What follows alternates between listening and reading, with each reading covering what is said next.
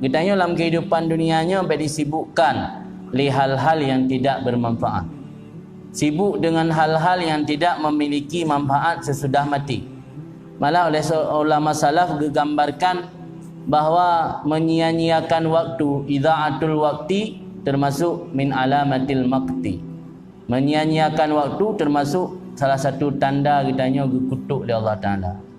Malah dalam sebuah kata-kata Imam Hasan Basri disebutkan, bila Allah telah berpaling daripada seorang hamba, Allah akan menyibukkan hamba tersebut dengan perkara-perkara yang tidak ada manfaat bagi.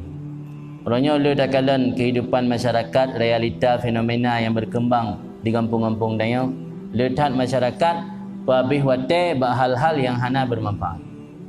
Allah miyokaga berpaling, makna Allah berpaling hana lagi birahmat kepada sira hamba. Allah mihana lagi birahmat ke sira hamba, Allah akan disibukkan hamba tersebut dengan hal yang tidak membawa manfaat untuk hamba tersebut. Maka kita harus hati-hati. Bahkan dalam agama kita giyu muhasabah, giyu introspeksi diri kita, giyu kalen. Kita dalam selama masa hidup pula hal-hal yang membawa manfaat atau hal-hal yang tidak berguna. Dalam agama giyu hindarikan perkataan harimenta, kan perbuatan harimenta giyu hindarilah agama. Juga giyu hindari perkara-perkara yang tidak membawa manfaat. Orang-orangnya salah persepsi, anggap alah yang penting atas hana harim. Atas hana harim langsung je pupuk mendum. Kalau mendetek kan ada nama yang hana harim je pupuk mendum.